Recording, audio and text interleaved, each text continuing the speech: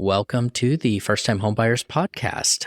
My name's Philip, and I have with us Monica, who's a licensed real estate agent. Hi there. Thanks for having me on. Yeah, I'm glad to have you on and want to really get your expertise on this. We're going to talk about home inspections.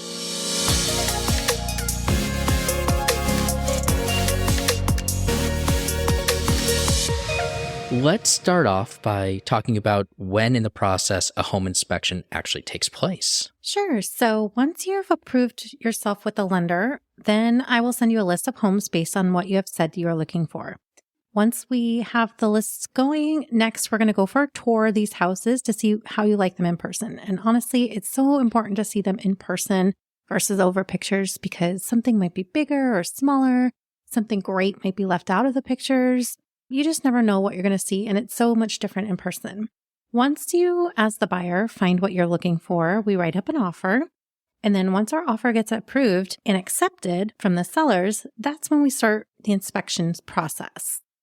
With these inspections, what is the home inspector actually looking for? The home inspector is actually looking for quite a few things, actually. They're doing a general inspection, so they're not roofers, not electricians, not plumbers, so definitely keep that in mind. But they are licensed to look for certain things. And what they're looking for are problems with the roofing system, issues with the foundation, any malfunctioning or outdated electrical wiring, any sort of leaks or water damage, mold, any sort of mildew or growth, issues with the flooring, plumbing problems, and any sort of pest infestations. Oh, they're really doing a pretty in-depth look at the house. Absolutely. So my personal home inspectors have actually gone through and given a 50 to 100 page report, and it usually lasts about a 2 to 3 hour, depending on the size of the house. So they're very, very thorough. Can you give me an idea of kind of what their process is? So a typical home inspector is going to spend anywhere from 2 to 3 hours inspecting the home. Like I said before, depends on the size of the house. The bigger the house, the longer they'll be there for sure. They're going to run every faucet, check the hot water, make sure that there's no leaks. They're going to check the windows and the doors for leaks, and if the windows are properly fit. They're going to measure the heating and the cooling system by actually running them. So they'll turn on the heater, they'll turn on the air conditioner. They measure it with a specific tool to measure how hot it is and how cold it is because it should be at a certain temperature that it comes out at. They're actually going to run the dishwasher. They're not going to run it if there's dirty dishes in there, but they definitely want to see if there's any sort of overflow coming back out of the dishwasher. They run the oven, the microwave, the stove. So pretty much all of the kitchen appliances, they're going to go through and make sure that everything's working properly. Sounds like they check all the outlets to make sure there's no issues with them. They're going to look at the windows and doors and Absolutely. Look for leaks. So they're really checking everything. They are. And they actually go up on the roof, or they'll use a drone to go up on the roof as well. They check the perimeter of the house, the foundation of the house. They're going to go and do a very in-depth, thorough investigation for you. As part of the process, is that something that I need to be there for? As a buyer, I highly recommend that you're there. You don't necessarily need to be there for the entire inspection, but I definitely recommend that you're there for at least the last hour of the inspection. Your buyer's agent should be there to represent you. They should be doing their own inspections as well, but they should definitely be there with you, and you should be there for the last hour or so at least. And that's when the inspector can actually walk you through what they've found. Yes, exactly. The home inspectors that I've worked with have taken that time to point out where the water shutoff valve is, any sort of main problems that they're seeing right off the bat. That's just a really good time to connect with that home inspector and get that full report, basically. Yeah, and I think it'll add a lot of context to what the written report, which is, like you said, 50 to 100 pages. Yes. So they could say, here's some things that are really important that you should look out for. Or things that they say are really great about the house, because we've seen that too, where they say, hey, this was done really well, or this is really high quality. And it's nice to know that because that's not necessarily the kind of thing that makes it into the report. Absolutely. This is your time to go through the house room by room as a buyer and really just measure for furniture or, get those quotes done. A lot of times, let's say you're thinking about repainting the house, they're going to ask you, well, how big are all of the rooms? And so you can go through and actually draw that up and get those in notes. And so they may not even have to come out because you'll have all that information there. Absolutely. And what if, as a buyer, I'm not able to make it to the inspection? Good question. We get that quite often, actually. And, with work schedules and everything, that's really hard to time. And we understand life happens. You don't necessarily need to be there. It's not going to be the end of the world. However, I very, very highly recommend you being there. It is very important for you to know the ins and outs of the house. Like I said before, the main shutoff valves, etc. But me personally, as an agent, I am always there with my buyers. I'm always representing them, and your agent should be there as well. And if you physically can't make it, but maybe you're available because you do work with people that are maybe in a different state. We get that quite often. And actually, it's not necessary that you as the buyer has to be there for every inspection, but I do highly recommend it. Like I said before, this is something that's going to be very important for you as a buyer to have that information privy to your knowledge.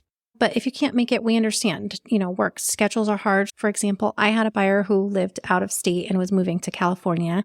We actually just FaceTimed and I went room by room with her and the inspector, and he kind of pointed out things towards the end of the inspection to her. So she was able to be filled in on stuff that was important that he felt like she needed to know. So if you can't be there physically, make sure that your agent is going to be able to be there for you or to get you on a phone call or FaceTime, something like that, so that you can see and interact directly with the inspector. If at all possible, try to always be there for the inspection. But if you can't, we definitely know things come up. After the inspection's done and they've given you like a preview of what they've seen, what types of things do you usually see, though, in the report? So the report is more of a honey-do list for the house. This is going to be everything from worn carpet to missing sections of a roof, you name it. There's going to be so much on that list. Usually the list that we're getting is going to be about 50 to 100 pages, depending on the inspector himself. It's going to include pictures of each individual room, of each individual item that they've called out. And most of the time they do it by category. They're going to call out things that are of major issue, minor issue, and stuff to be concerned with for the future. So normally in those inspections, we see things like signs of water damage that may have been caused by old leaks that have been repaired, missing screens on windows, electrical systems that are out of date, leaking water heaters, AC systems that aren't cooling very well.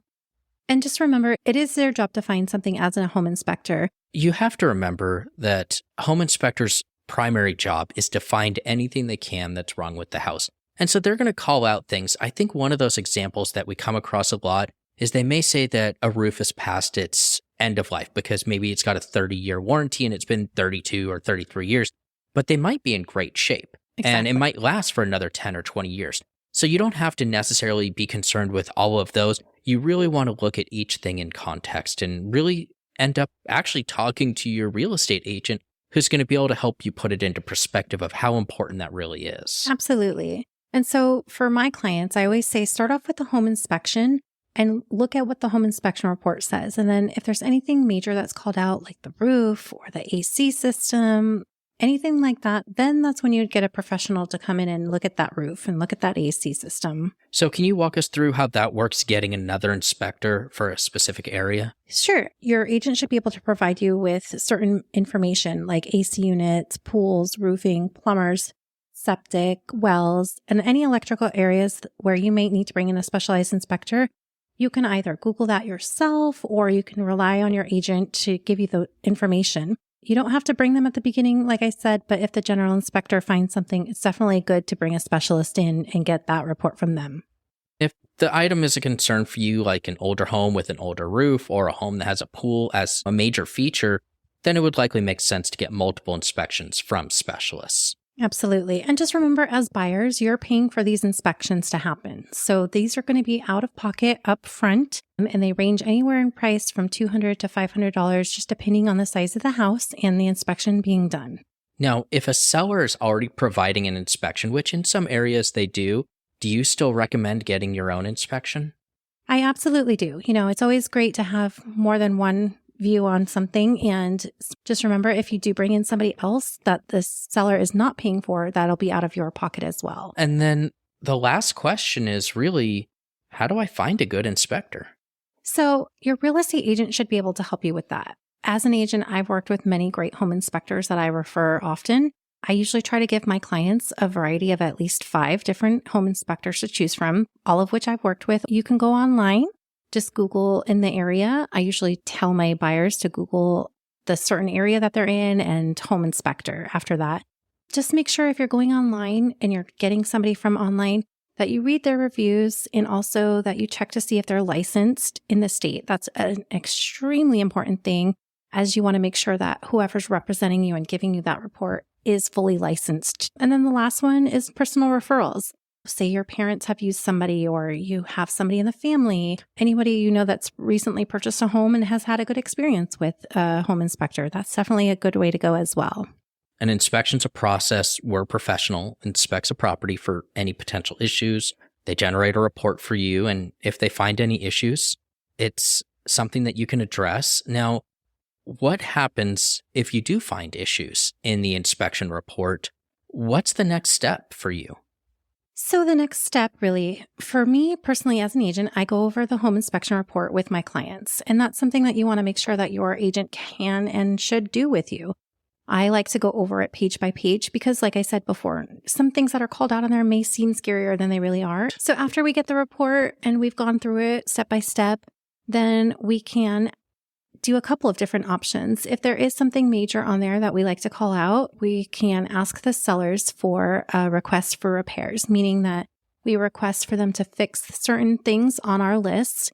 The list can be very short and the list can be very long. I highly recommend not giving the sellers a list of every single item the home inspector has given you. It's just probably not going to work out in your favor that they're going to cover everything. But major issues, we could definitely write up and do a request for repair, and that seller can fix those items before we close escrow. We can ask for a credit also. The credit is a financial credit given from the sellers to the buyers. However, it is your responsibility as the buyer after you close escrow to get that completed and done on your own time. So once we do the request for repair or the ask for the credit, now the seller has a couple of different options. They can accept the request for repair and finish those repairs.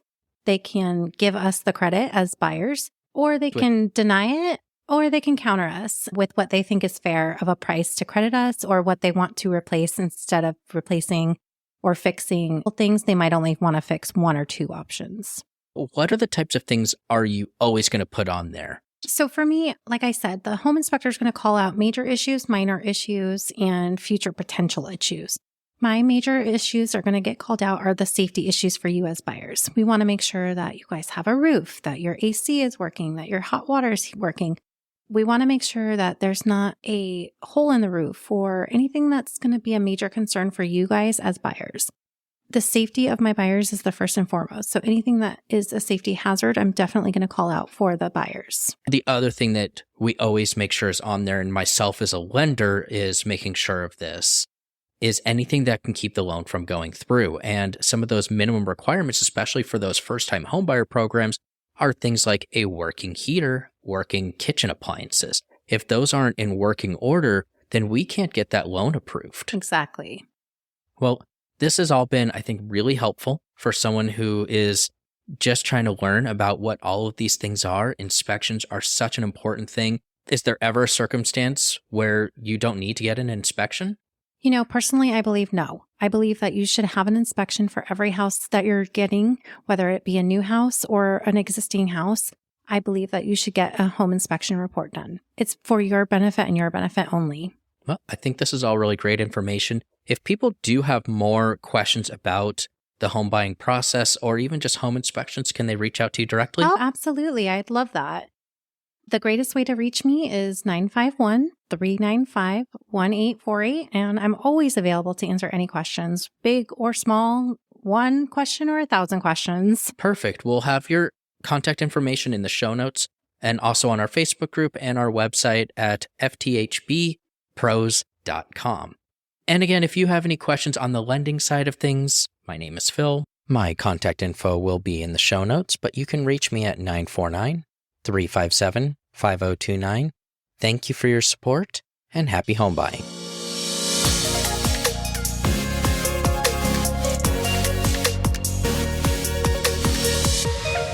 Monica Mastroianni is a real estate agent in Southern California with a DRE number of 020999257, working with Legacy Homes Realty. Philip Mastroianni is a loan officer and real estate agent in Southern California. His NMLS number is 2141541. His DRE number is 02141890, and he's with Pacific Patriot Financial.